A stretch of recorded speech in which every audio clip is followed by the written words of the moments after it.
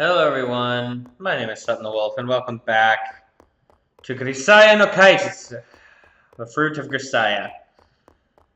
I was very impressed with the first episode of this game. I would expect nothing less, but the visuals are very good. I really like the way they format the text box and how they make that look. I really like the voice acting, and I think that the voice acting being done for every character is impressive. And I mean the characters are all lovable. I mean, so what can I say that's bad about it? Nothing so far. So we're gonna continue here. This episode probably won't be quite as long as the last one. Probably gonna try and shoot for like 30 minutes per episode, but we'll see. Let me know in the comments what you think about that. I've still been trying to decide how long I want to make episodes of different series. I've been kind of varied often. But let me know what you guys think, because I'm pretty open to suggestions on that. At my usual time, 4:45 a.m., I woke up in my usual way and ran the course I'd marked down mentally on my way here. To tell the truth, when I was stopped by the policeman yesterday, it was because I'd been wandering back and forth in the same place. I'd been planning out a possible marathon route, in other words. I woke at the usual time, ran at the usual time, and now I'm eating my usual breakfast menu.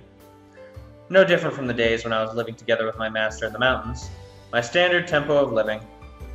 If there is a difference, it's limited to the slight surprise I felt when I opened my eyes and found a roof over my head. During my hike from Yamanashi, I'd gotten used to sleeping in the open. So when I woke up inside a room, there was a slight feeling of unease as I thought, right, I'm living in a dorm now. That mild discomfort hasn't disappeared even now as I'm eating my corn cereal. I heard a small little crunch there. I caught that. Good job, game, with the sound. The subtle sound effects are cool, too. It's hard to settle down inside a new lair until it's ingrained with your scent. Even so, I'll start living at this tempo every day from now on. Going to school every morning, so there's no real need to rush things. If I actively spend every day packing myself with potentially useful knowledge, someday this sort of lifestyle might come naturally to me. The effort strikes me as a little troublesome, but as my master once told me, when it comes to your life and women, it's a little bit of trouble is just about right. Alright, speaking of women, they're a simple bunch, but that doesn't make them any less difficult to handle. I learned that much in my first year living with my master. In my master's words, when you're a brat, running fast is enough to make you popular. When you're a middle schooler, the guys who can fight will be popular. And after that, it's the guys with brains who will get the girls. I remember that quote from the anime. In other words, run, punch, and read books, and you'll never run dry. What do you think? Short and sweet, right? That was her theory, at least. The things she said were always ridiculously simplistic. Honestly, I ignored those words with a snort the first time I heard them. But my master was a woman who put her beliefs into practice. Every morning she made me run, and every day she'd hit me with a stack of books. Although I don't know if she's to blame, I still run 16 kilometers every morning and habitually read books whenever I have free time. Sometimes she was harsh. Sometimes she was sweet. She would emit an abrasive, overpowering aura at times, but every once in a while she'd be so gentle that I thought my brain would melt out my ears. That was my master. A woman with a sizable build who was nonetheless very picky about the little things.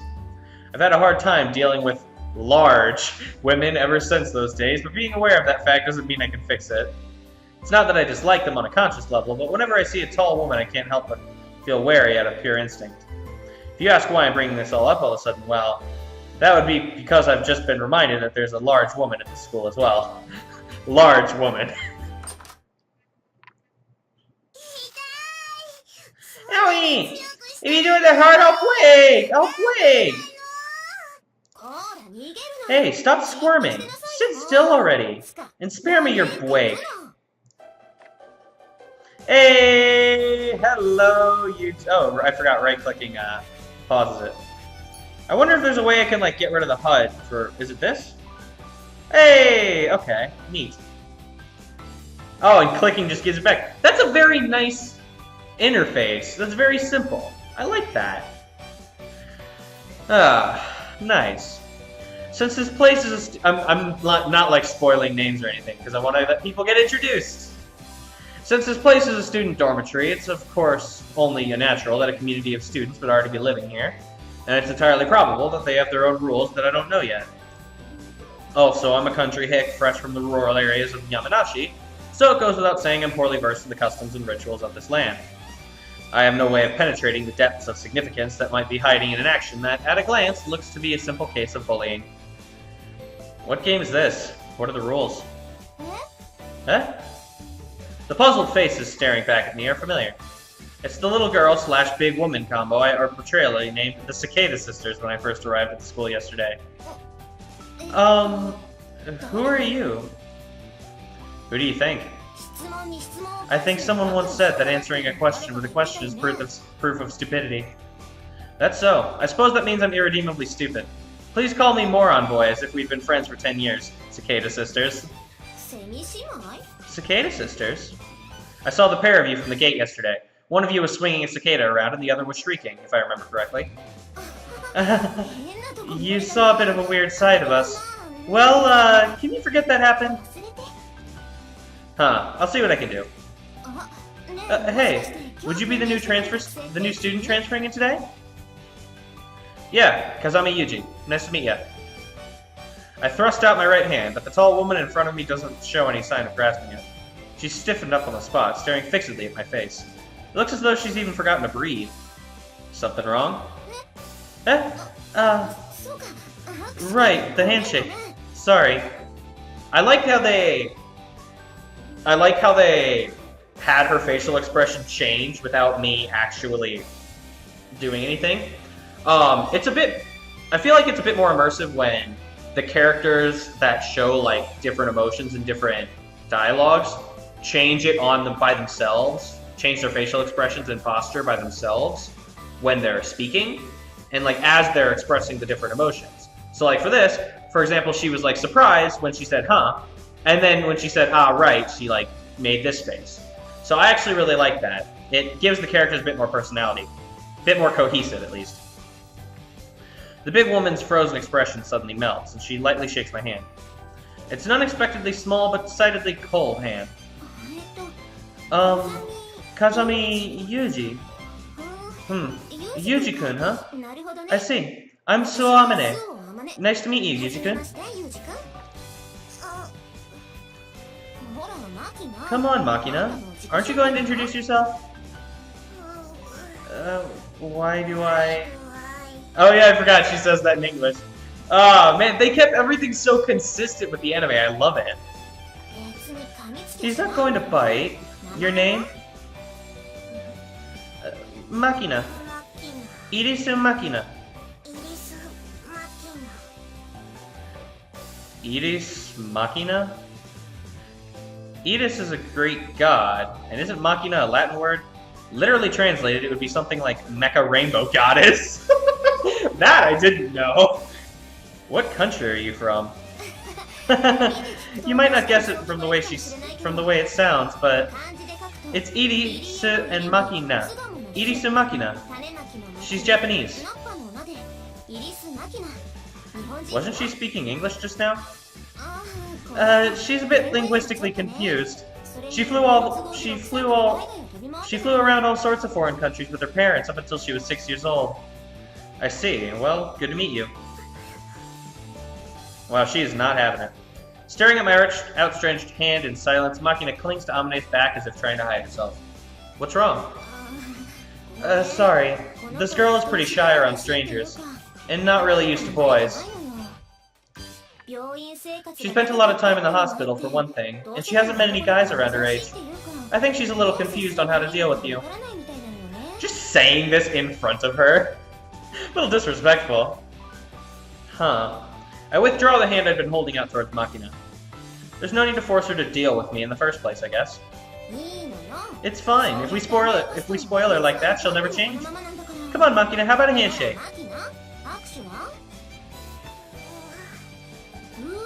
Don't give me Kids who can't manage a proper greeting don't get any snacks. Is don't get any snacks supposed to be an effective threat in this day and age? Or so I thought. But hearing those words, Makina bites her lip tightly and extends her right hand towards me with a strained expression. I gently clasp her small hand and put on the natural-looking fake smile I learned from my master. I'm Kazami Yuji. Nice to meet you. I'm Irisu Makina. Nice to meet you.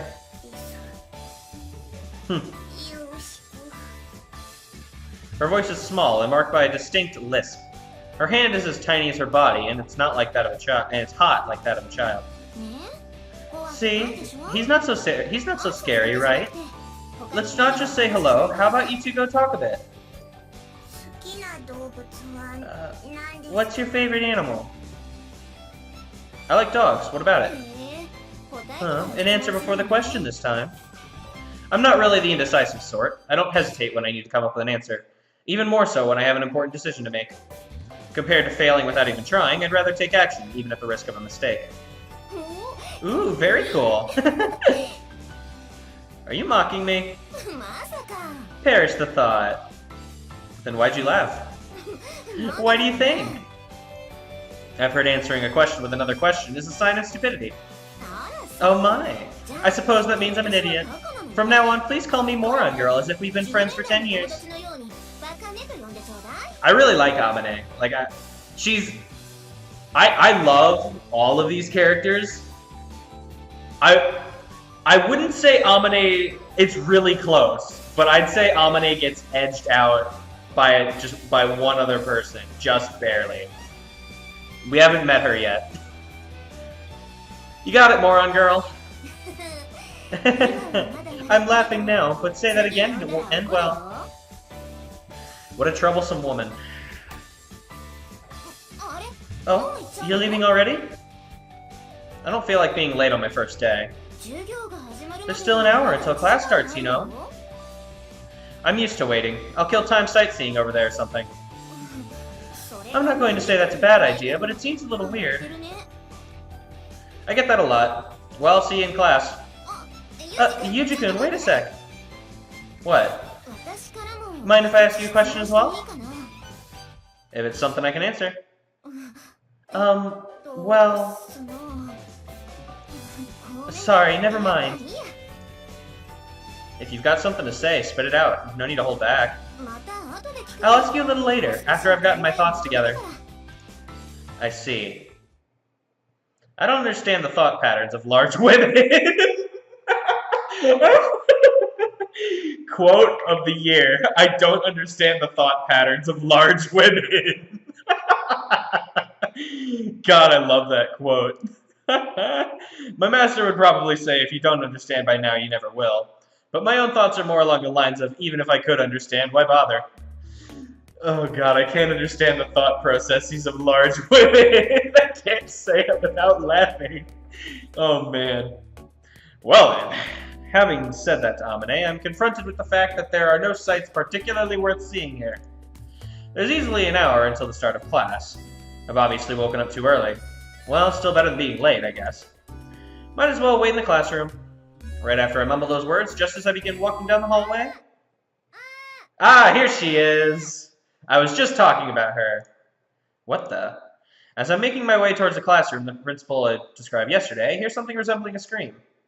No, not a scream, exactly. The hell? Although it doesn't seem to be an emergency situation, I'm certainly a bit concerned by this sound. It's dramatically out of place in the otherwise quiet morning schoolhouse. For the time being, I decide to approach. Hey! How you doing, girl?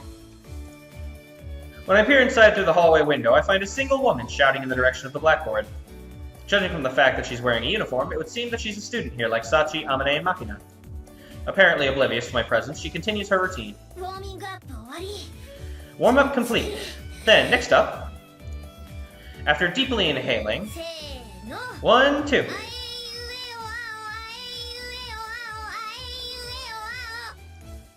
All in one breath, she firmly lets loose a string of syllables familiar as a vocal tuning exercise. Alright, I said it in one breath. Nice work, me. That is, I'm telling you to do what I say.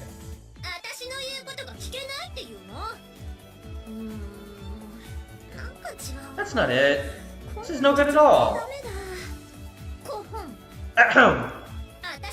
I'm telling you to do what I say. Yeah, that was good, I think. Moving on. It's not like I did it for your sake or anything. While staring at the memo pad in her hand, she awkwardly but forcefully rattles off phrases one after another. Seems like it'd be best to ask her what she's doing directly.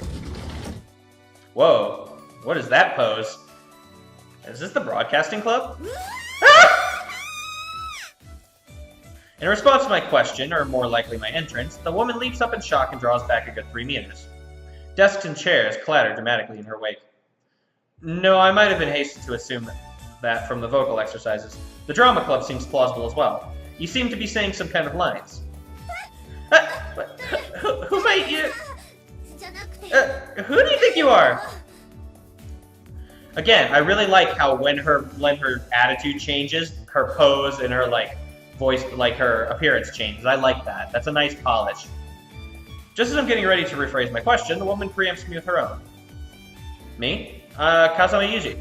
I'll be transferring here as of today. Transfer, student? Here? Yeah. Nodding, I walk a few steps forward and stand in front of the woman. So, were you doing some sort of rehearsal after all? Sorry if I interrupted. I'm not dancing at all. Not at all. That's just me. That's how I am. So don't worry about it. Worry about it. Which is it? Forget it. Forget it already. Just sit down. I don't quite follow, but if I start asking questions, she'll probably get even noisier. So I chose the path of least resistance. Choose the path. Stay cool, stay cool. He's a transfer student, so the first impression is crucial. You can do this, Michiru. Ah, she said her name, so I can say it. I adore Michiru. I find her to be adorable. After I flop down on a chair, the woman mutters to herself in a low but perfectly audible voice. My name... I'm Matsushima Michiru. Good to meet you. In contrast, she delivers her self-introduction with an artificial brightness. That's so. Initials MM, huh? Yeah, but it's not like that makes me a massive masochist or anything. Nobody said anything remotely like that. Sorry, but that's what you're implying. Do you want to be called a masochist that badly? Of course not! It doesn't even make sense! I forgot they draw that face for her. Quite an energetic woman. She drops the subject and forges boldly on ahead. Well, I do some representative sort of stuff with this class, so if you run into any problems, you might want to request my advice. What does that sorta mean? You know, because there's another class rep, so, well, stop nitpicking. Fair enough. You're suspiciously understanding. Well, it's fine, but... The woman's voice suddenly grows quieter. I'm asking in advance, how are you with jokes? Interesting question. I wouldn't call myself an enthusiast. Glad I asked. She clears her throat affectedly. Alright, I'll make an exception, let you call me by my first name. By all rights, you should be addressing me as Matsushima-sama, but I'll grant you special permission. I like how they've drawn her. Like, I like the little, bright, kind of like emoticons they've got next to her.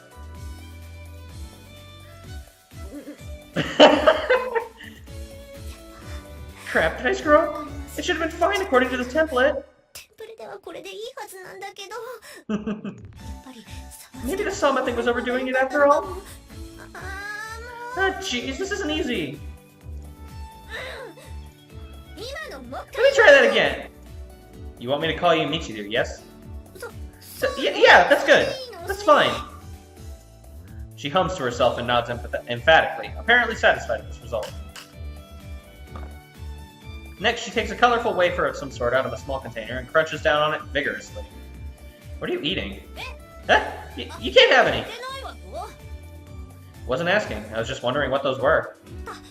It's just ramen and candy. Not that it's any of your business.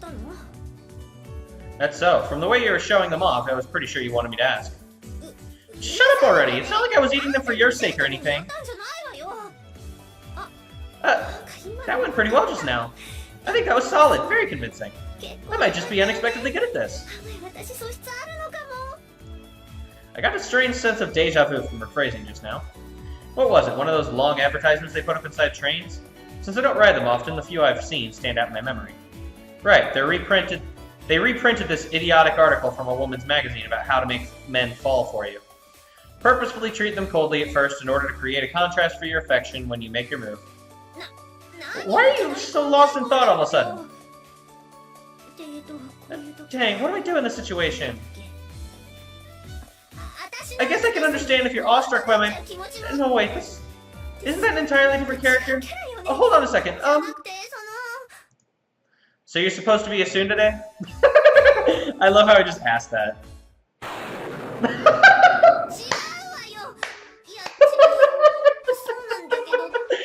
Oh, the lightning flash. That was perfect. Oh, I love that. Oh, that is so good.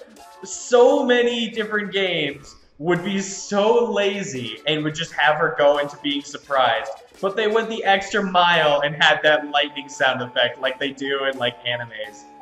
Oh, that was so good.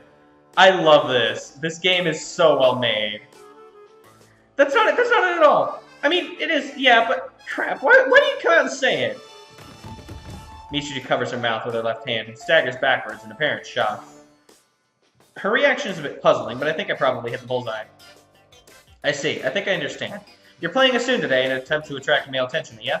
Male attention, yes? But there's still some points I'm not clear on. Like that hair. Why are you bleaching it? This is my natural color. Totally genuine. Please, a genuine blonde is a more natural tone, not that artificial-looking gold color. I've known a few. Leave me alone! There weren't any better colors at the hair salon! That's so. Next time I happen to visit America, remind me to pick you up some better hair dye. So as I was just saying, why bleach it? And that hairstyle's a little odd too. It's not one I see that often. This is the way it has to be. There's nothing I can do about it. The way it has to be? The tsundere is a cursed existence. Michiru begins to mumble her words under her breath as if to enumerate the curse's power. My natural color is strong, so even if I bleach it, I have to leave it in for an entire day. The over-the-counter stuff is rough on the skin, so I go out of my way to order online from some company Toyohashi. Frankly, it's all a huge nuisance. That she has to describe the tsundere curse in the first person seems a bit strange, but pointing that out would only prolong this, so I leave it be. You've got to be blonde and have twig tails. Otherwise, you won't be recognized as a genuine tsundere. Is that? I'm trying to think of all the tsunderes I've known. I'm pretty sure that's not a thing. But this is who I am. So don't you dare deny my identity. Michiru jabs out an index finger in my direction, and... Tsundere means blonde and twigtails, understood? No, I demand that you understand. As she runs out of breath in grand style, the curtain finally drops on Michiru's one-woman show. The echoing of her ragged breathing is the only sound in the otherwise silent classroom. Exactly 30 seconds pass. Why aren't you saying anything? It's tough being a tsundere. Got it.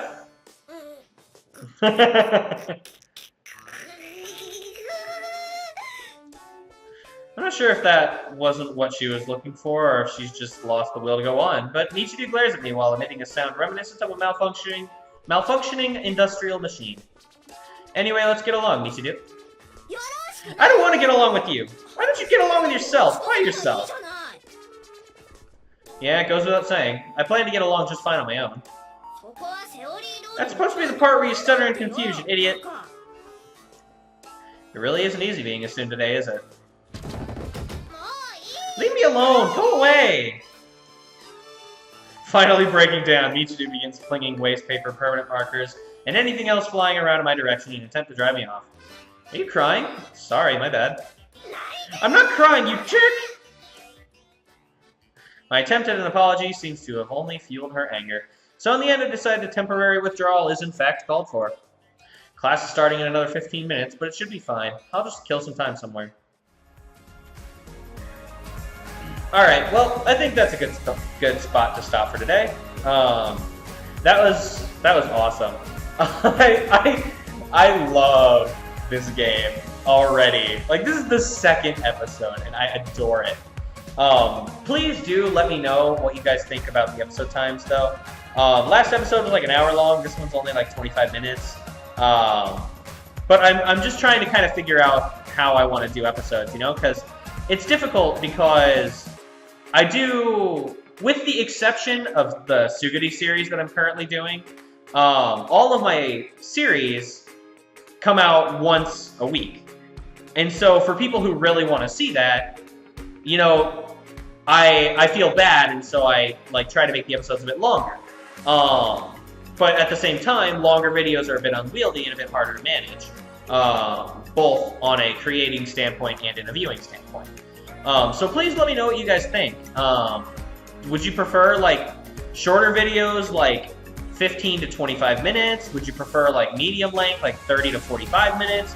Or would you prefer like the hour plus long videos that are like really long and like give you enough content to kind of like last you the week? So let me know what you guys think, because I really do want to know. That's an issue that I've been like kind of bouncing around with for a while now. So let me know what you think.